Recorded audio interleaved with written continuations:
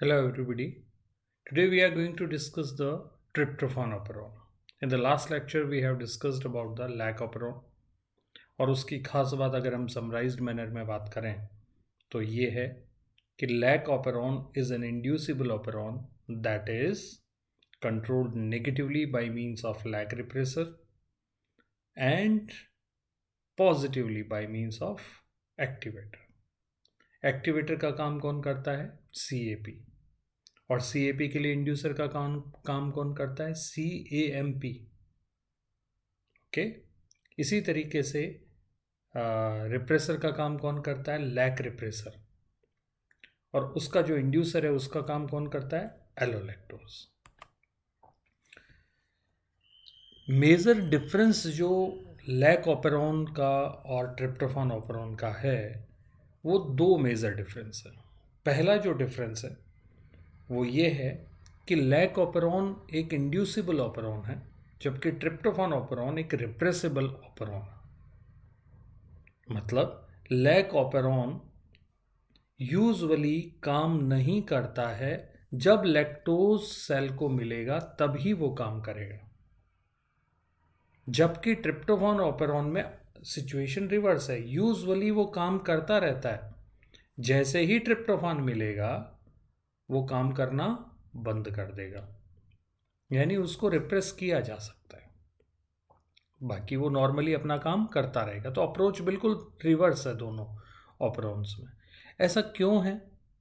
उसका कारण सिंपल सा ये है कि लैक ऑपरॉन बेसिकली जो उसके जीन्स होते हैं वो कैटाबोलाइट नेचर के प्रोडक्ट बनाते हैं. कैटाबॉलिक नेचर का ये ऑपरॉन है, यानी उनके जो लैक ऑपरॉन जीन्स के जो प्रोडक्ट हैं स्पेशली बीटा गैलेक्टोसाइडेज वो मेटाबोलाइट को तोड़ेगा ग्लूकोज और गैलेक्टोज में. जबकि ट्रिप्टोफान ऑपेरॉन के जो जीन्स हैं वो बायोसिंथेसाइजिंग जीन्स है. मतलब वो मिलकर ट्रिप्टोफान की बायोसिंथेसिस को एंश्योर करेंगे. तो ऑलरेडी अगर ट्रिप्टोफान प्रेजेंट रहेगा तो ट्रिप्टोफान को फर्दर बायोसिंथेसिस करने की ज़रूरत नहीं है. इसलिए जब तक ट्रिप्टोफान सेल के पास नहीं है तब तक ट्रिप्टोफान ऑपेरॉन अपना काम करता रहता है, और जैसे ही ट्रिप्टोफान अवेलेबल हो जाता है उसका एक्सप्रेशन ऑटोमेटिकली बंद हो जाता है. तो यूजुअली ऐसा नहीं है कि ट्रिप्टोफान ऑपेरॉन सिर्फ अकेला ही ऐसा बायोसिंथेसिस के लिए रिस्पॉन्सिबल है. बाकी जो दूसरे अमाइनो एसिड्स हैं वो भी सब इसी तरह से एनाबॉलिक पाथवे से बिलोंग करते हैं और एनाबॉलिक नेचर का ही उनका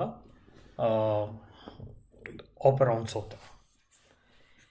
ट्रिप्टोफान ऑपेरॉन की अगर हम बात करें तो इसमें 5 स्ट्रक्चरल जीन्स होंगे जिनको ट्रिप्टोफान ए, ट्रिप्टोफान बी, सी, डी, ई ये हम बोल दिया करते हैं.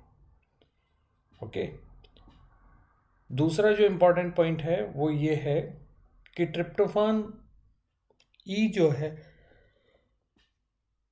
जहाँ से स्ट्रक्चरल जीन शुरू होते हैं, tryptophan E, D, C, B, ए, जो कि आगे हम डायग्राम में देखेंगे. तो सबसे पहला स्ट्रक्चरल जीन कौन सा आता है? ट्रिप्टोफान ई. उसके और प्रमोटर के बीच में एक और सीक्वेंस होती है जिसको हम बोलते हैं लीडर सीक्वेंस, क्योंकि ट्रांसक्रिप्शन में वो सबसे पहले ट्रांसक्रिप्शन उसका होता है, वो लीड करती है ट्रांसक्रिप्शन में. That's why that is called leader sequence. Okay. So let's have a look of the general organization of tryptophan operon. इसमें आप आसानी से देख पा रहे हैं कि प्रमोटर के बीच की एक सीक्वेंस होगी जो ऑपरेटर का काम करेगी. उसके बाद में आता है tryptophan L, that is tryptophan leader region. और उस लीडर रीजन में ट्रांसक्रिप्शन पॉज साइट्स भी होंगी, ट्रांसक्रिप्शन टर्मिनेशन साइट्स भी होंगी. उसके बाद आते हैं tryptophan genes, structural genes, tryptophan E, D, C, B, A. अगर इन सबका ट्रांसक्रिप्शन होता है तो ट्रिप्टोफान ई से फाइनली जो ट्रांसक्रिप्ट डराइव होगी उसका ट्रांसलेशन अगर करते हैं तो एंथ्रानाइलेट सिंथेज. ठीक है. बी, डी से भी एंथ्रानाइलेट सिंथेज का सेकंड कंपोनेंट बनेगा. ठीक है. PRA synthase. ट्रिप्टोफान सी जो जीन है वो भी PRA आइसोमरेज को बनाता है बेसिकली, और ट्रिप्टोफान बी और ए ट्रिप्टोफान सिंथेज की दो सब यूनिट्स बीटा और अल्फा को रिस्पेक्टिवली बनाते हैं। ये सारे एंजाइम एक पाथवे को गवर्न करते हैं जिसके थ्रू कॉरिस्मेट फाइनली ट्रिप्टोफान में तब्दील हो जाता है। ओके, और इस डायग्राम में आप ये भी देख पा रहे हैं कि जो लीडर सीक्वेंस है उसका साइज तकरीबन 162 बेस पेयर होता है। ओके, अब हम इसके रेगुलेशन के बारे में बात करते हैं। दो टाइप का इसका कंट्रोल हो सकता है, दो तरीके से ये ट्रिप्टोफान ऑपरेरॉन रेगुलेट होता है, दोनों ही ट्रांसक्रिप्शनल लेवल पर है। ओके, और दोनों का नेचर कैसा है? Repressible nature. तो पहला केस आता है negative repressible control through repressor और ऑपरेटर इंटरैक्शन, यानी जैसे लैक ऑपरेरॉन में रिप्रेसर था वैसे ही ट्रिप्टोफान ऑपरेरॉन में ट्रिप्टोफान रिप्रेसर होता है। ओके, दूसरा जो इंपॉर्टेंट मैकेनिज्म है that is called attenuation. Attenuation detail में क्या है वो हम बाद में आगे बात करेंगे। सबसे पहले हम बात करते हैं negative repressible control. Negative repressible control में हम देखते हैं कि प्रमोटर से अपस्ट्रीम जोन पर एक जीन होगा ट्रिप्टोफान आर, और वो ट्रिप्टोफान रिप्रेसर बनाता है। Tryptophan repressor usually inactive state में होता है। जब ट्रिप्टोफान उसको मिल जाता है, यानी ट्रिप्टोफान अमाइनो एसिड उसको मिल जाता है, तो वो एक्टिव स्टेट में चला जाता है, और एक्टिव स्टेट में जाने के बाद में वो ऑपरेटर पे जाके बाइंड कर जाएगा, और ऑपरेटर पे बाइंड करने की वजह से RNA पॉलीमरेज अब प्रमोटर पे बाइंड नहीं कर पाएगा और ट्रांसक्रिप्शन किसी भी जीन का नहीं हो पाएगा। ये था नेगेटिव रिप्रेसिबल कंट्रोल। अब हम बात करते हैं अटेन्युएशन की। अटेन्युएशन के सिचुएशन में ये है कि प्रमोटर पर जब RNA पॉलीमरेज पोजीशन हो जाता है और वो अपना काम करना शुरू करता है, मतलब ट्रांसक्रिप्शन जब करना शुरू करता है, तो सबसे पहले वो ट्रिप्टोफान लीडर सीक्वेंस का ट्रांसक्रिप्शन करेगा। और सोचिए उसका ट्रांसक्रिप्शन कंप्लीट होने के बाद ही तो स्ट्रक्चरल जीन्स आएंगे, ट्रिप्टोफान EDCBA, उनका ट्रांसक्रिप्शन होगा। अब तो सोचिए कि अगर ट्रिप्टोफान E यानी जो पहला स्ट्रक्चरल जीन्स है उससे पहले ही RNA पॉलीमरेज मूव करके रुक जाए, तो इस फिनोमेना को हम बोलते हैं अटेन्युएशन। ओके, इसका मतलब ये हुआ कि जब ट्रिप्टोफान की अवेलेबिलिटी हो जाती है तो RNA पॉलीमरेज अपना काम शुरू करने के बाद में भी बीच में रोका जा सकता है, और अगर वो रुक जाता है तो उसको हम बोलते हैं अटेन्युएशन। बेसिकली अटेन्युएशन दो इंपॉर्टेंट फीचर्स पे, फैक्ट्स पे डिपेंडेंट होता है। पहला, ट्रांसलेशन डिपेंडेंट ट्रांसक्रिप्शन। बहुत इंपॉर्टेंट पॉइंट है कि यूजुअली हम जानते हैं एक्सप्रेशन में ट्रांसक्रिप्शन पहले होने वाला इवेंट और ट्रांसलेशन बाद में होने वाला इवेंट होता है, क्योंकि ट्रांसलेशन mRNA का होगा और mRNA की सिंथेसिस होगी तभी तो ट्रांसलेशन होगा। लेकिन प्रोकैरियोट्स के केस में translation and transcription coupled nature में होता है, मतलब mRNA आगे आगे बनता चला जा रहा है और पीछे पीछे उसी बनते हुए mRNA पर राइबोसोम अलोकेट होते रहते हैं और ट्रांसलेशन वो करते रहते हैं। तो ऐसा केस बैक्टीरिया में होता है, इसलिए अटेन्युएशन अभी तक प्रॉपर वे में बैक्टीरिया में ही स्टडी किया गया है। ओके, दूसरा जो मेजर फैक्ट है वो ये है कि RNA मॉलिक्यूल्स के पास में ऐसी खूबी होती है कि वो इंट्रामॉलिक्यूलर इंटरेक्शन कर कर अलग अलग टाइप की सेकेंडरी स्ट्रक्चर्स बना सकते हैं, क्योंकि वो सिंगल स्ट्रैंडेड होता है। इसलिए जैसे ही किसी जोन का कुछ हिस्सा mRNA के दूसरे जोन के हिस्से से कॉम्प्लीमेंटरिटी शो करता है, तो वो उस सिचुएशन में एक ऑल्टरनेटिव सेकेंडरी स्ट्रक्चर बना सकता है। इन दोनों की वजह से ही अटेन्युएशन पॉसिबल हो सकता है। तो सबसे पहले हम बात करें कि प्राइमरी रिक्वायरमेंट अटेन्युएशन की कौन सी थी? लीडर सीक्वेंस, इस लीडर सीक्वेंस में क्या खास बात है? इस लीडर सीक्वेंस में 4 जोन हैं और वो जो चारों जोन हैं, जो चारों सीक्वेंस पार्ट हैं, वो एक दूसरे के साथ कॉम्प्लीमेंटरिटी शो कर सकते हैं अगर उनको कॉम्प्लीमेंटरिटी शो करने का मौका मिले। और इसमें जो ये पहला जो रीजन होता है, रीजन 1, उसमें 2 ट्रिप्टोफान के लगातार कोडोन्स होते हैं और ये एक ORF की तरह काम करता है, ओपन रीडिंग फ्रेम की तरह काम करता है। मतलब इसके पास अपना एक स्टार्ट कोडोन भी है और अपना एक स्टॉप कोडोन भी है। अगर इसका पूरा ट्रांसलेशन हो जाए तो 14 अमाइनो एसिड का एक स्मॉल पॉलीपेप्टाइड बनता है। ठीक है। रीजन 4 के बाद में एक अटेन्यूएटर रीजन आता है, अटेन्यूएटर जोन आता है।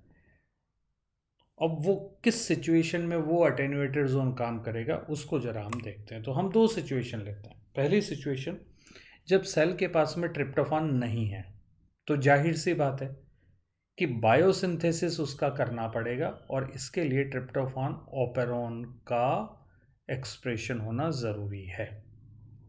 अब ये ज़रूरत कैसे पूरी होती है, ज़रा हम मॉलिक्यूलर लेवल पे देखते हैं कि अगर ट्रिप्टोफान स्टार्व्ड सिचुएशन में है तो आरएनए जो राइबोसोम है वो रीजन 1 पर कुछ टाइम के लिए रुक जाएगा। क्यों रुक जाएगा? क्योंकि राइबोसोम का जो बेसिक काम होता है वो ये है कि ट्रिप्टोफेनिल टीआरएनए को लेकर आए और ट्रिप्टोफान कोडोन के अगेंस्ट में ड्रॉप कर दे। अब यहाँ पे कोडोन तो ट्रिप्टोफान के 2 लगातार हैं, लेकिन ट्रिप्टोफानिल टीआरएनए नहीं मिल पा रहा है। क्यों नहीं मिल पा रहा है? क्योंकि ट्रिप्टोफान स्टार्व्ड सिचुएशन है, यानी ट्रिप्टोफान सेल के पास में नहीं है।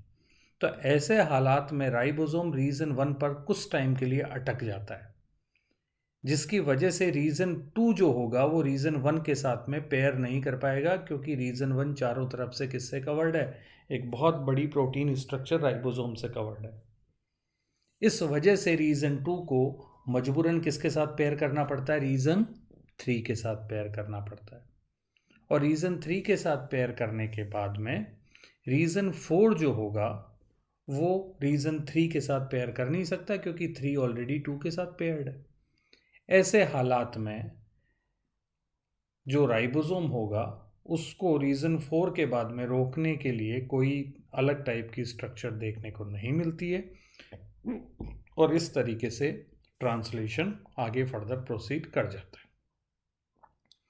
और यही हमें चाहिए था, क्योंकि ट्रिप्टोफान नहीं है सेल के पास, तो ट्रिप्टोफान को बनाने वाले जो एंजाइम्स है वो होने चाहिए। इसका मतलब ट्रिप्टोफान ऑपेरॉन का एक्सप्रेशन होना चाहिए। यह तो था एक कंट्रोल सिचुएशन। अब हम बात करते हैं रियल अटेन्युएशन मैकेनिज्म, जो आपको इस डायग्राम में देखने को मिल रही है। अगर ट्रिप्टोफान है सेल के पास में तो जनरल नोशन क्या निकलना चाहिए था? है तो वो फर्दर और बनाने की ज़रूरत नहीं, मतलब ट्रिप्टोफान ऑपेरॉन का एक्सप्रेशन की ज़रूरत नहीं, यही होना चाहिए। तो कैसे ट्रिप्टोफान की अवेलेबिलिटी ट्रिप्टोफान ऑपेरॉन का जो एक्सप्रेशन है उसको रोकती है, उसका सिंपल सी कहानी है कि अगर ट्रिप्टोफान अवेलेबल है तो रीजन 1 के जो 2 ट्रिप्टोफान कोडोन हैं वहाँ पे आसानी से ट्रिप्टोफानिल टीआरएनए आ जाएगा और राइबोसोम इमीडिएटली 14 अमाइनो एसिड की जो भी एक स्मॉल पेप्टाइड है उसको बना देगा और रीजन 2 पे आ जाएगा। अब क्योंकि रीजन 2 जो है वो राइबोसोम से कवर्ड है, तो रीजन 3 से वो बेस पेयर नहीं कर सकता और मजबूरी में रीजन 3 को किसके साथ पेयर करना पड़ेगा? रीजन 4 के साथ। और रीजन 4 और 3 जब बेस पेयर करते हैं तो हम देखते हैं कि एक हेयरपिन जैसा सा स्ट्रक्चर बन जाता है और रीजन 4 के इमीडिएटली बाद में पॉलीयू सिचुएशन आ जाता है, जो कि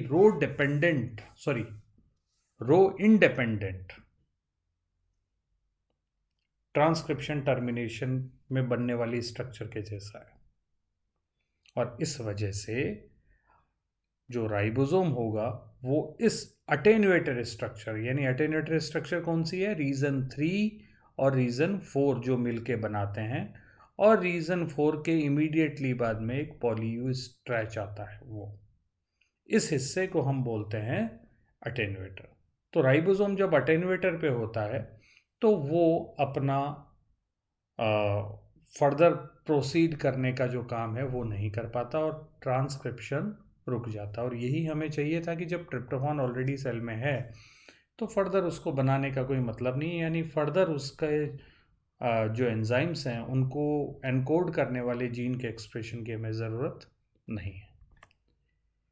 अटेन्यूएशन जो मैकेनिज्म है ये सिर्फ ट्रिप्टोफान के लिए में ही नहीं होती है, ट्रिप्टोफान ऑपरॉन के लिए ही नहीं होती है, बल्कि ये कई सारे अमाइनो एसिड ऑपरॉन्स के लिए होती है। और इवन कुछ तो ऐसे अमाइनो एसिड ऑपरॉन्स हैं जिनका कंट्रोल सिर्फ और सिर्फ अटेन्यूएशन से होता है, उनका कोई रिप्रेसिबल नेगेटिव कंट्रोल दूसरा तो होता ही नहीं है, जैसे हिस्टिडीन और leucine. So attenuation is very very important phenomena.